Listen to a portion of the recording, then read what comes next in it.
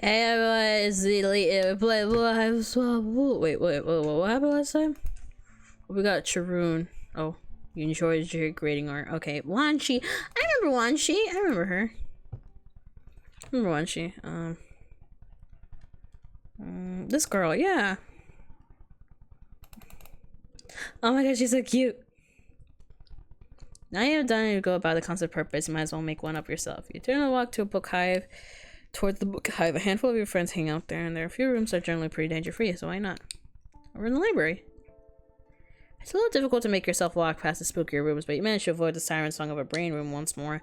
Your destination tonight is a room you should watch your tail friends steal homework in. It's understandable after their off experience with Torona why it's a rather neutral meeting ground. Unfortunately, the casual shore since the banks covers no friends at all. Damn. Consider trying out the higher stakes locals. When wait, you see a shoe peeking out from one of the bigger hexagonal book hole thing. Sleep shelves? It looks like that doesn't max my space. The shelves look like that. Whatever. If you get caught up trying to make paltry shit books or whatever the fuck belong to someone you know, you walk towards it and the shoe is revealed to be the strut pod of a troll whose head is barely peeking out over a book. And nope. With Jade, but none of your friends. Whoever it is curls up and smaller in the hexagon, blurring her face deep into a scribble journal of a gullible wiggler. Diver won't be kid. Not the most inviting posture to be sure. The polite thing to do would be keep moving probably, but you feel a little off about that. Gently nudge your foot into where it still peeks at the shelf and ask where she is. She's okay. Clear your conscience if nothing else. The book lures. Oh, I think she's so cute. Oh, like the little things look like a book. I'm great. Just going on a journey of the imagination through some classic literature. Nothing to see here. Man, it's another kid. You know, young trolls tend to handle themselves as much as the younger ones, but as the older ones. But as well acquainted as you are with the facade of pretending you're exactly where you're supposed to be, you get the feeling she's not exactly telling the truth. And I'm pretty sure she's black coded because, like, she's black coded because I think her hair is supposed to be like locks. I think, hopefully that's the right style. So you're equipped to help, plus it's not like you haven't befriended a few tween sweep equivalents here on Alternia already. You successfully didn't get murdered by Amicia, and you did a passable job of befriending Torona and Karako. Though sometimes you wake up shaking from the remnants of dreams where you failed them on loop in your brain where they... You shake the horror from your mind and try to look as non-threatening as possible. Now it's particularly hard for you as you speak. Ask her if she's in the brain room! You still get the feeling that she might need some help, so ease into it. Maybe she'll open up a bit as to talk. She tells us this book hive is a huge gallery full of brains and jars if she wants to go check it out. Oh, what? Oh no, she does the ooh-woos and oh-woos. She does the ooh-woos. Oh god. Oh, whoa. What's a brain? I want to see. She unfolds herself from her hiding spot, brushing invisible dust off her skirt. She stands up. She rolls back her heels and cocks her head. Her locks bouncing. Oh, they are locks. Okay, bouncing against her shoulders. I'm Launchy. Also, I know who you are, if you're wondering. I wouldn't go wandering off with just anyone quest for brains or not. I'm only 5.5 sweeps, but I'm not stupid. Ooh. She seems less afraid, but she's still got a nervous edge to her voice, so you try to be a force of calm. The real motherfucking Glade plug-in of Zen singing into the place where you chill vibes.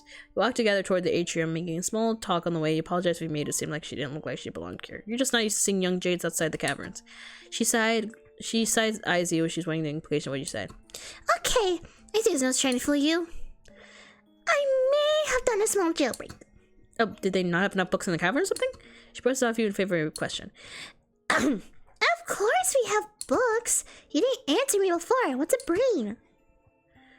Oh, that's right. You run the curve and think you point at the window. Think pants. Oh! Oh, whoa! On her tiptoes, she peeks at the bottom of the window. I've never seen one up close before. She tries the door handle, but still is locked as the door. She looks at you expectantly. Well, can we go in or what? Certainly at guard, not so subtly watching you, drumming her fingers on the handle of her mace. Ah, globes, you've been trying so hard to be cool and approachable that you fucked up and forgot that the room was off limits. Turning a kid and break and enter is, well, it's pretty much par for the course, actually, but it's not what you meant by doing. Nah, you saw it. Looking only, and you're doing great. Time to move along. Oh, lame.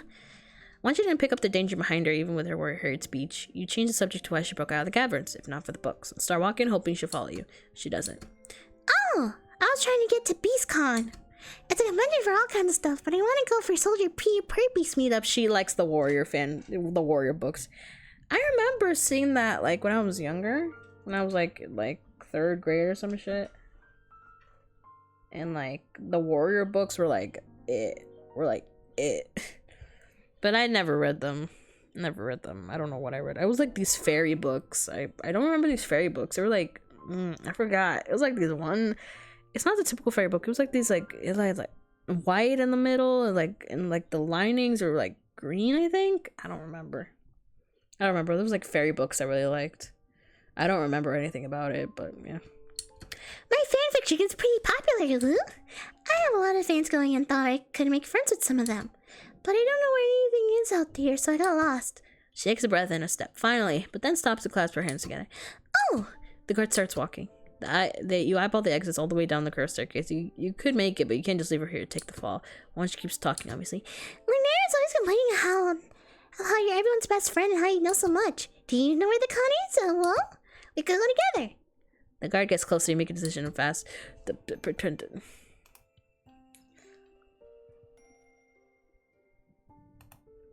Okay. I take her. Anything to get both of you out of here. Grabbing her hand, you say you reach the door and make a run for the door. She whoops and scurries down the stairs behind you. A quick glance back at the guard, taking her hand off their mace, reassures you that you move fast enough. Once you around the corner for the book, you stop and catch your breath. Why stop now? Lead the way, Leetin friend. You wave her enthusiasm off. She's out of breath herself. She can hold her hoofbeats for a minute while you look at your fucking bearings and think. You looked this con up earlier with Tigiri and Polypo invited you. They said it was fun, that the death toll was high enough to be interesting, low enough to be manageable, and that you would be safe with them. Still be checking it out. You guess changing your mind and going would be okay. You're definitely anxious about bringing Wanshi along, but it seems like she's hell-bent on attending anyway, so maybe the best thing for you is to be a responsible chaperone. Plus, none of your friends make you feel protected than Polypa. Google Maps says it's not far. Well, you've dealt with other dangerous clusterfucks before, so what's one more? You're a regular Gills Corey of bullshit scenarios. Pile them some bitches on. You bow as you gesture down the sidewalk that will lead you toward the outskirts of town. Wanshi curtsies and follows your direction. Looks like she doesn't need you to come up with things to talk about. She's like a chatty sunflower, pulled at the bright newness of everything she sees and chock full of commentary about all of it. Wow, I read all about moonlight. Duh, but seeing it is everything is glow is totally different. Look at the dew on the prickle front. If you get up closer, you look at the reflection of your own eye in the moons. You do as she does, and damn, if you ain't a bunch of orbs reflected back at you floating on the curve of a purpley green meniscus. Her curiosity isn't overwhelming or draining in the slightest. You tell her it's kind of nice, actually, to meet someone who is experiencing this place for the first time. Yeah, the caverns are fine, but there's so much to see out here, well? Everyone else sees now. I don't know why it took me so long to try. No, actually I do. Getting in trouble sucks and I hate it. But it worked out. You and I experiencing it all together. Yeah, you can feel your anxiety lifting, just a little. Just the part that's applicable to this particular situation. So, that's a win. Walking and talking in the night makes time pass quickly. You ask her how she ended up in the book hive to begin with. I think I went there. I was supposed to be giving me some boring Jake duty lesson. But with yelling. I don't have a palm house, so I couldn't look up the column once I was away from my house top. I just waited till I gave up and found the book hive. And that's a powerful nerd homing beacon she must have. Watch she flexes. Yeah! You know it! You smell what's around the corner before you see it. Having sidestepped your fair share of corpses in your travels, and you had your hand in creating a few more, you have to prepare yourself. Wanshi, on the other hand. You know the brooding caverns aren't some just diaper baby summer camp of innocence, but you're not sure how much your viscera she may or may not have seen. No matter your respective levels of gore viewing experience, you both stop short when it comes into view. Whoa. She takes a tentative step towards what's left of the troll, and then she retreats, hovering close to you. It feels like you should keep moving, like you should avert your eyes and carry on whatever the fuck before the drones come by to clean it up, but she's still staring. She steps when she finally takes them, or stop. She crouches down and leaves with relevant scrutiny. It looks different. Not in a jar. You wonder to yourself as once she shakily takes it all in, if bloodthirstiness is a trait only certain trolls are born with, or if they have ground into them by necessity, by expectation, by entitlement, or by fear. Next, because your brain is weird, wired around itself, you wonder about the same about humans. Wanshi doesn't look away for a while. You go over and put your hands on her shoulders. She stands away and walks away with you. There's no ceremony about it, no placing of leaves over the remains, no prayer. I don't get it. She doesn't finish her sentence. She takes her hand and pulls it back in the direction you're still walking. She looks confused when she's still trying to work out what she just saw. Probably couldn't given her more time to process it, but you're not sure comprehending death is really a thing you could just like figure out in the wilderness with an alien in one night. After a few minutes of silence, you point out the call of some of the flat bees, and she mimics it and smiles. Soon after, the pointy top tents of the con rise on the horizon. Wanchi starts running and dragging you behind her. Ah, shit, here we go! She's writhing out of her skin. You're basically doing the same, though it's less of an excitement thing, more of an emotional whiplash thing. Whatever, you can work with that. You attempt to dig into the new vibe as you walk into the gates. There are vendors and artists and trolls all around. It's like some unholy combination of anime con and Renaissance fair, but with more people walking around sporting recently inflicted limps. In an attempt for you not to focus on that, you look toward for another friend and ask her what she decided you can see it and do before you meet her up starts. Does she want snacks? Looks like there are snacks. Yeah, I could want some frazzled saccharine fluff candy in a bit. But yeah, there's a lot to do, lol. There's a crawler bear riding, the cosplay competition, You cut her off. Does she mean cosplay? There are trolls who think might be in cosplay, or maybe that's just like how some trolls dress. Yeah, there's that too. If you don't want to get your claws too bloody. Oh, geez, there's a little nervous coming back. You really hope that Brady bringing her here was okay. There are other runkers roaming around, so they're probably good. You probably want to think of the body you saw as an omen. There are bodies all over the place here, I'll tell you. But you probably always consider your friends. You could message Polypa or Tagiri to see where they're at, but your thumb gravitates towards Bronya's grab profile. Right? Oh god, there's a lot of words. Remember when you say you're being dumb and pocket your phone, a lot happened at once. Once she starts to pull you towards a dude in a utility kilt handing out flyers. A bull rendering sound rents when your bowels, and then a massive armored bear with hugely beefy biceps burrows through the grounds, hollering and grinding tents and congors alike into bent, splintered pulp. Oh. Wanji stares frozen as the bear rampages toward you both. Oh no. She remembers as she looks at you, comprehension and fear etched into her features. You did this, you brought her here, you let this happen to her, and she knows it. You pictured 100 outcomes, 1,000,000. You wanted to work out to the end where you would save everyone that wasn't already squished, already elected grand human, and no one ever gets fucking trampled again, but there's no time for that one now. Instead, you pick up Wanchi, give her a quick hug, and throw her to the closest bush. With what's left of your adrenaline-filled noodle arm strength, you reach for the handle of a katana from a vendor caught rack and hope this fuck it's not only for display. You've never felt less prepared to take anything on in your life. You never felt more sure you had to. In the end, it's no choice at all. The beast charges at you, teeth bared and rainbow bloody, with launching position, pinky ring and finger near the bottom of the hill. Tagiri taught you. When it leaps at you, tackling to the ground, you bury the blade in its chest. The crawler bear lays on top of you, the last of its life twitching out of its arms, pressing your life out of your return. Though your darkening vision, and under the furry dead weight painting on the ground, you see her from the edge of the woods, her eyes wide on the watery with understanding, once she picks herself up. Oh shit, we're dead. I guess pretend to take her. Oh, okay. You heard of the cause she's talking about. You think this is a little too dangerous, honestly. You quite frankly like to cut back on them, including, you know, the one your ass is currently embroiled in.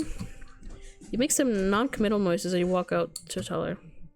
Once she crosses her arms and leans back against the brain room door, the guard really does not like it if her increased speed and mace brandishment is any indication. Okay, you say, let's go right now. Her hype is contagious, even if you're completely faking it. She claps and bounds her downstairs. Quick tug at her wrist pulls at the mace's trajectory as the guard chucks it at you from above. It thuds eventually bound the wall by the door, and you both make it outside unbloodied. Checking behind you to confirm you're not being followed, you don't stop running until you see both safely around the corner. Wanchi giggles through, catching her breath. Wow, that was a close one. Librarians, am I right? She grins and takes your hands. Can you believe you just met and we're already having bonding hijinks? I didn't think a friend would be so simple. I can't wait to hang out even more at the con. Her smile is a knife in your pushes. She's so excited about your budding friendship, and here you are, gutlessly hiding the fact that you have no intention of taking her from that one dangerous situation to another. Maybe you would have agreed if you were in a braver mood, but you just don't know if you're up for a little more life or death babysitting adventures right now. What you should do probably is get her home. You don't tell her any of this, of course. Instead, you agree and then check Google Maps. The con is down the road to the left, the caverns are to the right. Leading her straight home would be too obvious, so you take a meandering tour. Everything you pass seems to impress her. The frankly bonkers range of architecture styles, the shivery carnivorous plants, the burned out wreckage of someone's hive, and the flickering starlight all around. She's observing a worm crawling in the street out here exposed, all squishy and brave. Oh, well. When you point out a cool rock, you're to keep her wonderment going. Really? She puts a hand on her cock tip. You think you don't have rocks in the caverns? Try harder. She rolls her eyes at you, but still grinning. You accept the challenge, and there's something she's definitely never seen up ahead. Bring it! You lead the way. It's been a hot minute since you've been back over here. You're interested to see it again. Still, this side John feels like it's delaying the inevitable. You realize she's gonna be pissed. You realize you tricked her. But you can't help wanting to show off more cool stuff when you can. Anything to see the wide-eye appreciation for any tiny new thing. What's left of your spaceship comes into view as you round the bend. There really isn't that much left to show off, but once you're still into it, she runs over and starts inspecting the rubble. You wonder what happened to the fresh missing parts. Maybe if Akara has come back to scavenging more? Shit. Akara, you still haven't talked to that guy in forever. You have to text him later tonight, though, if you feel guilty. It's hard juggling all these beautiful friends, even with how viscerally you crave them. You want to be good with everyone, but there's so many things they can mean, and you never stop feeling like you're treading water. Once she emerges from the hall, clambering up on the black metal box, waving around some inscrutable rusty bullshit. Oh, well, there's so many fiddle little parts. This is how you got here? She observes you for a second or two, then nods her approval. That's pretty cool. And the old lady could wreck shit, but it takes anyone with brains to break out of the brooding caverns. Well, you put it that way. You can play you ready, Lou. She winks and pockets some of the pieces. Are you ready to keep moving? I don't want to miss the meetup and what's happening right after horse ceremony jousting, which should be ending pretty soon. You're not sure you want to tell her. For some reason, if Akari won't leave your mind, your sorry ass hasn't managed to keep up with all the friends you did earn. Maybe it's for the best that you decided to take her home. Her safety is more important than her liking you. You sigh and start to fess up. Even if she left you right now, you're far enough from the Conqueror that she'd miss it. You're afraid to go, afraid that she'd run off if you didn't stick with her, afraid of not knowing what to do next. You... what? She made me miss my one chance to do something fun for a change? Just because you're too much of a scaredy perpies to go a fun nerd party? It wasn't just that, you almost want to keep her safe, take her home. She stumps her foot in frustration, tears forming at the corners of her eyes. Why do you think you can just make decisions for other people? Why don't you? Oh, that's so great. Mouth says, words gone. She follows her gaze back to the wreck of your only shot out and winces. But I mean, I can't. I just wanted... She sits down on the grass, defeated. You sit to a ginger distance away. No, her anger is fair. God, this sucks. You just hadn't meant to provide someone with small joy here of this bitch of an Alternia. Yeah, it's the worst. She sighs and runs her claws around the tops of the shiny purple grass. After a few minutes of silence, she speaks. It's too late to do anything about it now. I'm still angry with you. But I'm glad we were honest, I guess. Even if it took you too long. I'm not used to people being straight with me. I feel like the older everyone gets, the more they lie. Or at least the more annoying it is that they don't expect you to notice when they're lying. Not that I can super tell how old you are. Your physiology is a little inscrutable, but you know, more or less. Your palm hook buzzes interrupting your train of thought. You both look at two new texts. Are you sure you still want to join? Things are beginning to get interesting over here, and you may have the privilege of seeing a peak performance if you come by. Stay put. There's a collie bear on the loose, so I don't want you on the really long casualty list. You do a quick Google, and holy shit, it's presumably it's already fired with the news of a contract you're setting free and mangling attendees left and right. Your familiar ghostly feeling of near miss shivers down your neck. Whoa. Her eyeballs pulled together. She works through the images seen on the screen. That's what it could have meant for her. She's still a little teary from before. I guess. Thanks? Not that you did it on purpose, but I guess it maybe worked out okay. I do love not being trampled, but it still sucks like that I make friends. You don't want to be too presumptuous, but especially after all that, but maybe this thing might still be salvageable, new acquaintance-wise. Once she blinks from her disappointment and tips a smile. Maybe. Might as well see. Are you gonna go back and new friends? Maybe you're waiting back at the cafe where you guys could talk about soldier purbeats or scary horse jousting or whatever else you want to do here. She stands up, crosses her arms, looking at you, her smile turning real. You think Gally takes to roleplay? You stand up too. You're super cool with roleplay. You've basically been doing that since you landed. So what's the deal again? You ask about magic hats? Magic? What are you, some kind of wiggler? There's no magic in soldier purbeats. She rolls her eyes at you and then hunches her shoulders, claws spread, her eyes starting from bush to bush along the sidewalk ahead of you.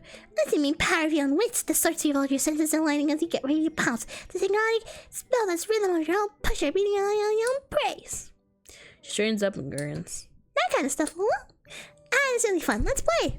She bounces back so fully. Again, the feeling that not many people indulge her in this. It reminds you of your younger self, and your heart crunches a bit. Fuck yeah, let's play. You mean heck yeah, heck yeah. Don't patronize me. Fuck yeah. Lunchy giggles. Fuck yeah. Who else to be the space cast?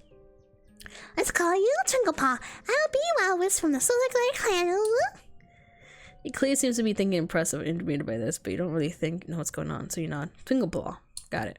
So you stumble upon me when I'm looking down at a nut creature standing away with her, climbing confidence. Sound good? She peppers your walk with steps, talking up a veritable star of world building. It gets into character. Little one, what do you think you're doing selling strap on your territory? You made me lose my creature fest. What do you have to say for yourself? Oh, fuck, it's your turn. You didn't say where you were going. You're sorry. That hard is to buy my good meal. Fool, you think me so poor a tracker? I'm hurt by such a loss. I can find another. I'm on a fence now, and you're clearly not respect the bond between hunter and hunted. You blunder, and you interrupt the secret rhythm of my fangs. His neck and his claws by his face. None of us know who we're being revealed. Ah, geez, you're still really sorry about your straw paws. You're supposed to used to give them out to other people's secret dances. Maybe there are some more guys over there. Once she steps walking, gives you a withering look. Is that really the best you can do? But you're trying again. How dare this perp be accused of such a thing? You're trying to serve nobles as the wild pusher that bloods in your bone cabinet. Watch you bound his hands and fist grating. Oh wow! Over the top and out of the staircase approach. How you getting there? You practice finding your soldier Purby's characterization sweet spot as you walk her home. You take the most direct route. You let her stop to explain Purby's grooming habits to breathe in. We should sidewalk and brave rocking room. Eventually you reach the cave entrance, And sitting on there is Avis Linera, very pissed looking Linera, which isn't your favorite motive for that particular friend. Where have you been? I said I'd be right back, and then you go raffling me to make excuses for you. I'm back now, so you can get over it. I know you want tattle. You don't want Briny to know you lost track of me. Ooh, I love Wanchi. She's so sassy. I like her. Watch yourself. Linera glares fireballs at her and then turns to you, softening your tiniest bits. Well, thank you for bringing the short one back. Do you want to come in? You appreciate your politeness, but nah, you should let the Jade settle down and everything. Plus, you're happy to have another friend to check up on. Before you can say anything, Wanchi about how she hopes she ended up having a good time, she curls back to a corner and crawling back to over her shoulder. Wait, I have something I want to get before you go. So you wait. Linera keeps looking at you, arms still crossed. You better be glad she's okay. She got hurt. I could never. I would be in so much trouble. You don't have to call her on secretly caring. You have to call her on secretly caring, because once she comes running back, call her on secretly caring, because once she comes running back with something in her hands, her hair bound behind her. Here. Hey, maybe when you come back to visit me, you'll be a little more informed about the Switchy Pulvery universe. I only have one person to play it with here, and he usually pretends he's too cool and like he doesn't absolutely love Purpy's cast drama. She bows a little, she offers a book to you. This is tattered with love. It's my personal coffee, but I can trust you with it, Tinkle Paw. How do you say hello?